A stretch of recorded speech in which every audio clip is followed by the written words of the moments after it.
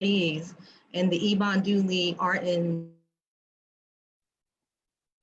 Justice Awards was established in 2018, and we established these awards to recognize individuals who are on the front lines in their communities and of organizations creating positive social change through their actions. And so today we are honored to invite and introduce to some of you, and some of you know Dianne Mathiowetz. She's the Vice President of the Board of WRFG 89.3,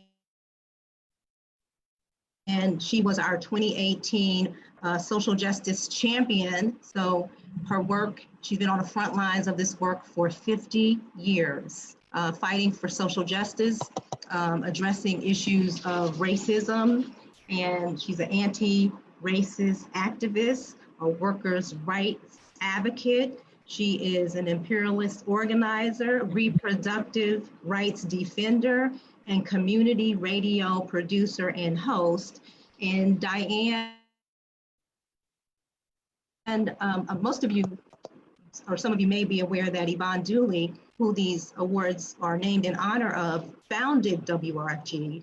Ebon was a poet and a revolutionary, and it's befitting that we are here with Dianne today, who again is the Vice President of the Board at WRFG and coordinates activities for the International Action Center. So Dianne, I want to go ahead and again welcome you and thank you for making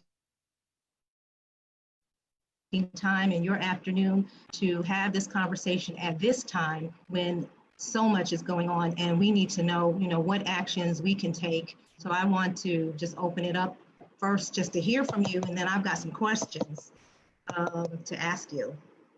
Well, thank you so very, very much. It was my intense honor to receive the first Ebon Dooley Social Justice Champion Award. And I was, in fact, kind of flabbergasted that I was chosen from all the many people there are.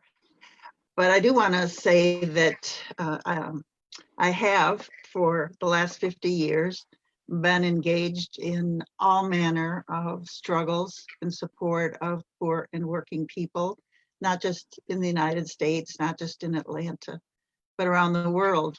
And I sort of think the way I got to this place is kind of interesting, because there would have been nothing in my past of my family that would have indicated that this is kind of what I would do. And so I think that's kind of interest, because now we see literally tens of thousands of young people moving into the streets, wanting to make a difference. And the hope, of course, is that all or most of those folks will stay active themselves for however many decades it takes. So thank you so much. I'm looking forward to this conversation. Well, we're looking forward to you sharing your pearls of wisdom with us, and I want to go ahead and get us started with a question asking you how we can foster more intersectional approaches to organizing for racial justice, and what tips you have for reshaping America to be equitable for BIPOC, Black, Indigenous, and people of color. So it's, how do we reform this broken system or create a new one? What do we do? What do we do, Dianne? Well, I think the first thing I want to start with is, there can sometimes be a slow learning curve as you begin to understand the basis for what this system in the United States, its economic, its social, its political system is based on. And sometimes there can be a really fast learning curve. And a lot of it just depends on what the social movements of the time are, what the issues of the time are. So for myself, I just want to say that, I grew up in Minnesota, had absolutely no relationship to any kind of movement, anything. But it was, in fact, watching on television the unfolding civil rights struggle, the desegregation of the schools, the fight against Jim Crow, that I learned anything about that. It was through the medium of television. So it took me 20 plus years to be able to be in a place where I actually took action on my beliefs of my opposition to racist violence. And then of course, this is the period of the Vietnam War and the Civil Rights Movement and the Women's Liberation Movement and the beginning of the Gay Rights Movement and the development of the Black Panther Party and the Young Lords and the American Indian Movement. So all of this is happening, and that is what helped to take this person who, knew nothing about all of these struggles, knew nothing about the issues, into somebody who has now, for the rest of my life, made it a goal to keep learning, to always keep expanding what it is I know about this. So on the question of intersectionality, that's kind of an amazing term to me, because I sort of figure that when you get involved as your whole person. So you have a job or you don't have a job. You're a student or you're something else. You're a woman, you're a bi person, you're a trans person, you're a gay person, you're male, whatever. Your ethnicity, your nationality, your race, it all comes together. And when you're in the movement, you may be there for the kind of pressing thing at the moment. It could be fighting an imperialist war. It could be outrage against a police killing. But when you're there as that whole person. And so you're reflecting all these other oppressions and exploitations as well. So what I've noticed about the situation now is that even though forever people have brought them whole selves in, that at some points there wasn't an appreciation of that you had other issues that were also incredibly important. And what I see now when I see these young demonstrators out in the tens of thousands, I hear them chanting Black Trans Lives Matter. I hear them see them with signs about other issues besides police violence. So I think the reality of intersectionality in the movement, it becomes more evident all the time, because now the crisis of not being able to get a job is not just for a few people, it's for masses of people. The idea that you may not have stable housing is not just for the fringe folk, it's for, again, masses of people. So all these issues are now becoming more to the top of more people's lives. So that's what I see. I see that life brings intersectionality to the movement. But very obviously, there has to be consciousness to make sure that the education goes deeper. So it's not just a superficial understanding. I hope I answered your question. Yeah, thank you for that. And I think my next question is how do we create those circles of learning so that the education can go deeper and we can really unite around this one oppression? Because one of the things that I see happening, I don't know if you see the same thing, is they're competing oppressions, all of a sudden. Mm-hmm. How do we unite and how do we create the circles so that we can start this education process? Well, again, I would say that so there's a difference between coming out sort of spontaneously, because we all watched George Floyd die. And we may have watched many other videos of other horrible police assaults on people of color in particular. And just interestingly enough, I think yesterday was I want to say 4th anniversary, I could be wrong, of Sandra Bland. So of her death in a Texas jail. So obviously there's the emotional response to seeing something so horrific that brings a lot of people out. And yes, it's true that in order to develop not just the sort of emotional solidarity that people can feel, to really getting to the roots of what is the basis of white supremacy. Where does homophobia come from? What causes Islamophobia? Why is there discrimination against people with disabilities? You know, all of what's the war against immigrants about?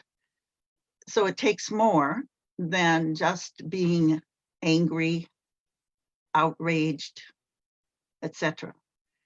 So that's where organization comes in. I think education is a vital part of what organizations have to do. And that means that it can be anything from, just one-on-one discussions with people because, somebody asks a question. It can be organized learning, webinars, study groups, book clubs, classes, whatever. Programs at the Arts Exchange. Yes, we definitely, you and I are going to have a conversation about that. So that's going to happen. So we can go ahead and affirm that and have your listeners at WRFG and our followers at the Arts Exchange stay tuned for more collaboration between Dianne and our organization. But in terms of, so many young people are protesting, right? And I think it's beautiful. And we want them, to feel empowered in helping to create this change that we want to see in the world. In terms of the things that we all need to know, I would ask you to speak to that group of individuals, who are really committed to staying the course and creating the change. What advice would you have for the young activists who are on the front lines right now? Well, I think serious study about, I'll be very, serious study about what capitalism means and brings to the world. I think that, many times I hear people say something that the system doesn't work or the system is failing us, or there's something, they use the word the system. But I think it's really important for figuring out how to go forward, to figuring out what it is that are the parts of capitalism, what it is that produces a society in which profit is the driving motive of everything, and which the needs of people are not even secondary. They fall further below the line than that. And so I think there has to, I'm an anti-capitalist. I am for abolishing capitalism. I'm for getting rid of it. I think it is a system which has pitted the majority of people and put them in a place of exploitation and oppression, and only feeds the existence of a small minority of people who dominate, control, produce propaganda that divides people between each other, sustains racism, sexism, and all the other isms. And so I think young people have to study why capitalism doesn't work. And I think our life right now, the COVID-19 virus, if there's anything that shows that that's a healthcare system that's based on your ability to pay is absolutely criminal. What's going on is criminal. I think the idea that there can be 40, 50 million people unemployed and only a fraction of them actually get unemployment payments, compensation, so that if you're undocumented, if you're this, you're that, you don't even count. And we are living in a society where there is such surplus that is actually available, and yet, thousands of houses and apartments and condos empty. and tens of thousands of people houseless. So it's an illogical, irrational, inhuman system. And so once you come to that decision that, capitalism has to go, and its companion, imperialism, has to go, then you've got to figure out, well, what is it that you think would work better? And so I'm a socialist. I'm for the working class. I'm for the majority of people, controlling society. I think that's democratic. So that's what I think. And I couldn't agree with you more. I believe in collaboration and cooperation among people. And I find that sometimes people get impatient with each other, in these movements, and being able to collaborate and be, working in a unified way is hard work. You know what I mean? Of course, you know what I mean. You've been on front lines for 50 years. So where do we, as a society, where do we go from here? I understand that education is something we've got to take up. But, at this moment, because sometimes I'm watching things unfold and I'm wondering, like, what can I do? Because I care deeply, and my heart hurts when I hear things being said in news that are not helping from the leaders of the world, and so I'm like, where do we go to empower ourselves to really take up the charge? I understand voting too. I want to acknowledge, and what's going on with that. That's coming up a couple quarters up the road, and there seems to be a lot of shenanigans going on even right now. So just curious about, where do we go from here? Well, I think, you're the head of an organization. You have responsibilities to that organization, and I am involved in organizations and I have responsibilities to them. I think the thing that I see sometimes is that we have allowed ourselves, or we've fallen into the kind of idea that you can only work on one thing at a time. In other words, we have coalitions that deal around food scarcity. We have coalitions that deal around housing. We have coalitions of the death penalty, prisons, jobs, union rights, et cetera, et cetera. And each one of them is working hard on that. And I think that that's important to do, but I think everybody has to recognize that nobody wins by themselves. We only can win if we're together. And I also want to say one of the things, I think there has been more progress on understanding what police do, what prisons are about in the last 6 weeks because of mass demonstrations with even just a singular slogan of Black Lives Matter. That has made more impact, I believe, not just on the people who've been participating, but even those that have the power at the moment. This movement has really caused them to have to back down. Now, it will not last if the movement doesn't go forward.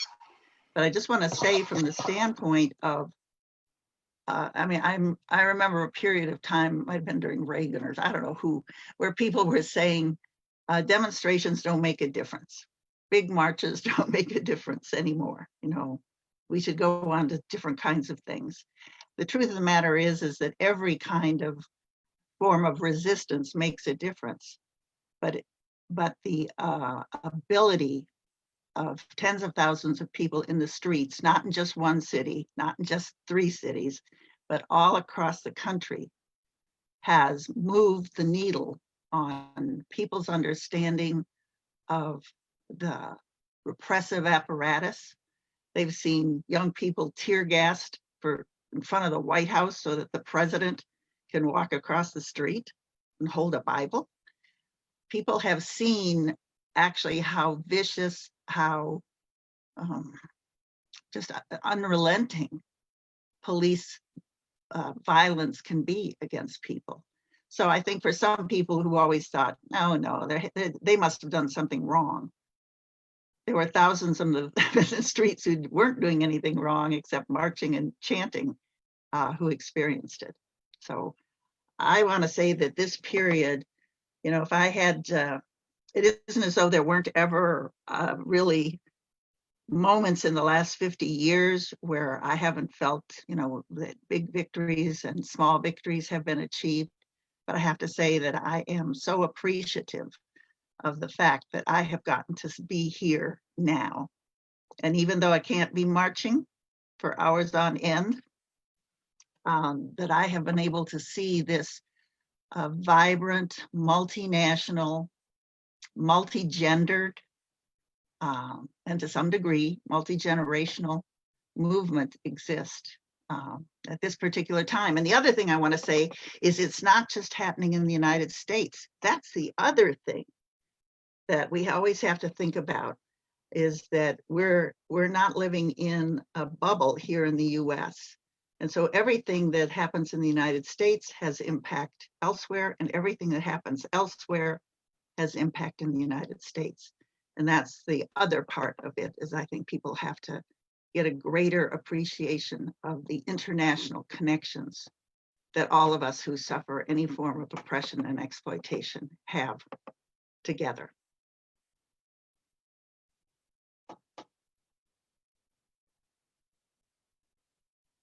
I apologize for that. I lost you.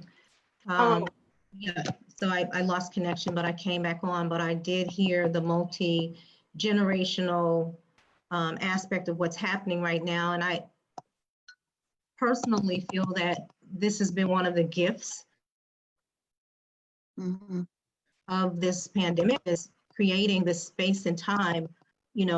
Unfortunately, it was at the cost of Mr. Floyd, but I think that the fact that we were all still, because it's not like these things have not been going on and happening, but the group body was frozen enough where we could all take that into our own bodies and feel that. And so the impact we see, as you said, more has been achieved in the last, the consciousness around anti-racism and the books that help people understand, whether it's Waking Up White or Grandmother's Hands, all these books are flying off the shelves. White Fragility, people are making an effort to educate, themselves. So I'm grateful that we slowed down enough to fuel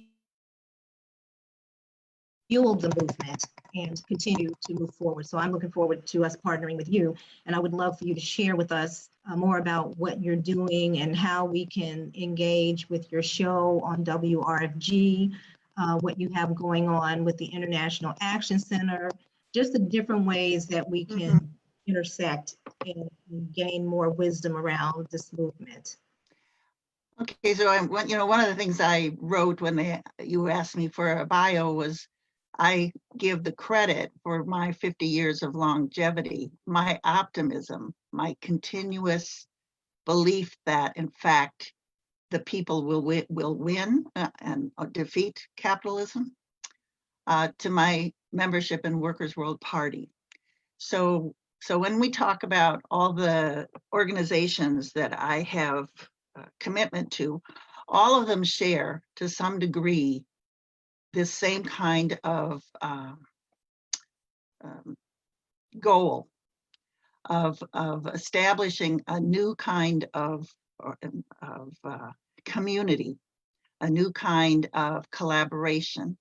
So whether it's my work as a member of Workers' World Party, it's my work at WRFG, it's my work at the International Action Center, all of them are trying all the time to figure out ways One, for resistance to be visible. Two, to do education.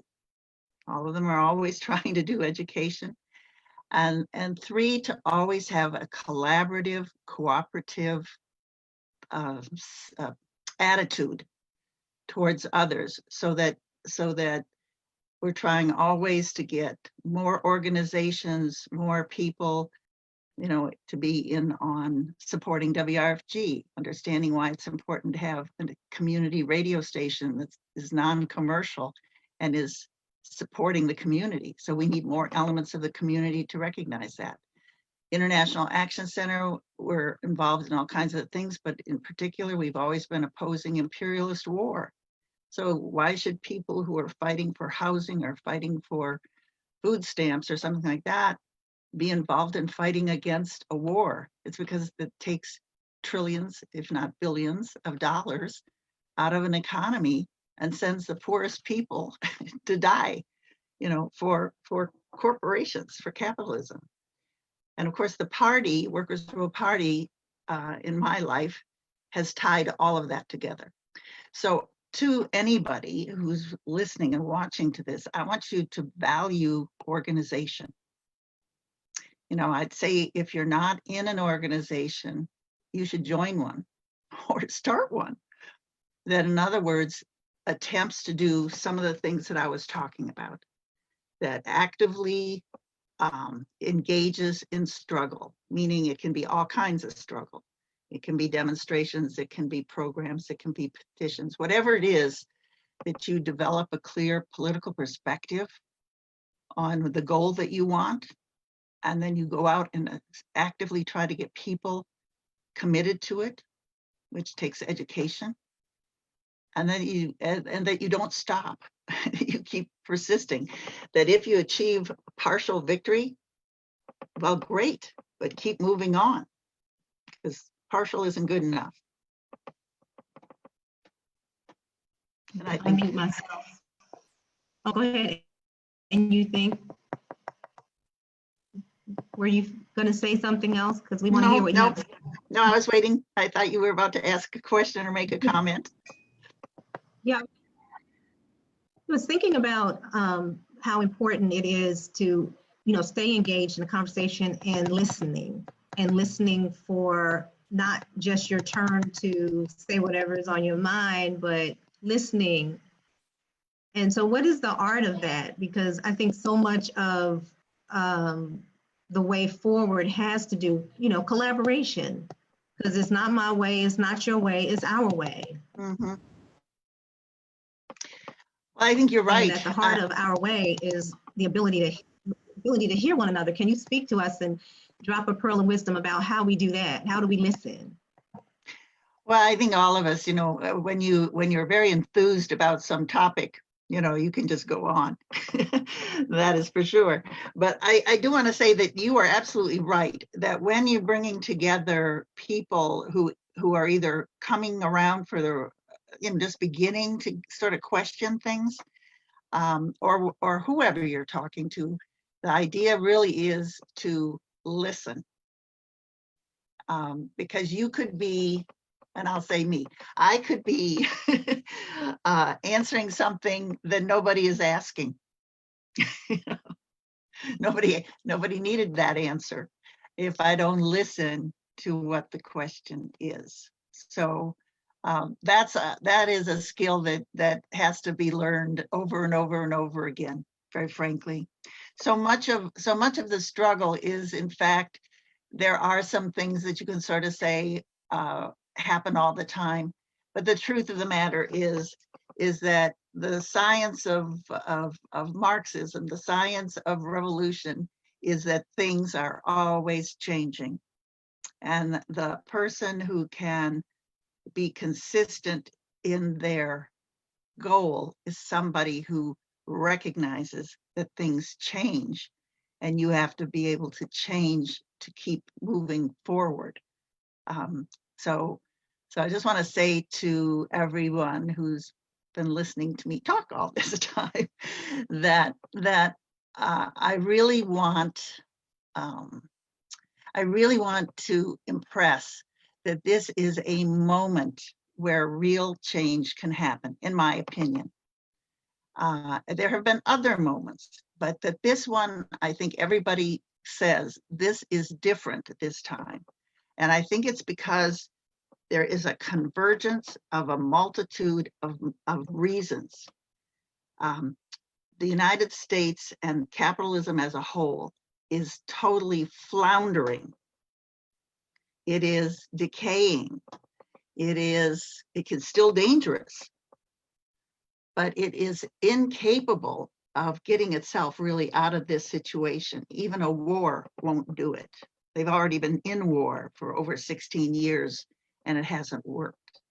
At the same time, we have this health situation of COVID-19 all across the world, and the United States is being battered. Every institution is being battered by COVID-19. The number of deaths, the unemployment, all of this. And then we have this magnificent movement that's taking place. And as I repeat, it's not just in the United States, it's elsewhere as well. So this is the moment for people to get organized and to move forward. Yeah, I couldn't agree with you more. And I'm wondering, like, how can we ensure that minority groups no longer feel like unwanted guests, you know, even in the midst of this movement and this moment? Yeah, so yes, so the remnants of white supremacy will, they have not disappeared just because the momentum is with the voices and the leadership, in particular, of people of color, and women in particular as well. I think the thing is nobody should be discouraged by that it's not happening as quickly as you think or you want. Struggle is exactly that. I think that I want to say that the emergence of the Black Lives Matter demonstrations, the people who are learning so much in the streets, cooperation, the viciousness of the police, the ability to keep going forward when everybody thought, after those first couple days in Minneapolis, they'll stop, but they didn't. And when they didn't, nobody else did either. So sometimes things might be a little smaller, but I do believe there's been a huge change in consciousness. And that is the key. If people don't think the way they used to, then we have a reason to think they won't act the way they used to. So passivity gets you nowhere. Conscious action gets you everywhere, and organization. So of course, I'm all about people wanting to be involved with WRFG. I want people to join Workers' World Party. I want people to get active with any organization that suits and fits you. Well, thank you so much. And I love that you've been sustaining yourself in this movement for 5 decades. And I look forward to, seriously, our conversation post today so that we can engage more deeply with you as one of our Ebon Dooley champions of social justice. We really sincerely, from the bottom of our hearts, appreciate everything that you've done, and your bio. Just, ladies and gentlemen, please visit our website. You can read Dianne's bio. I only hit the bullet point, the highlights, but there's so much there. And I'm wondering if there's one more pearl you want to drop before we close our conversation. Well, there used to be phrases about, live like so-and-so. Well, live like Ebon Dooley. Seriously. Seriously, the fact that this award is being presented to people today, Ebon's life is a blueprint for how you develop community, how you stay focused, how you are always true to your political beliefs and press forward all the time. So live like Ebon Dooley. Well said. Dianne, I want to thank you again for making time to be part of this conversation. My pleasure. 100% look forward to collaborating with you in the very, very near future. Okay, thanks. Thank you so much. And yay to the All right, Arts thank you so Exchange. much. Yes, thank you. Take Keep care. well. You do the same, please.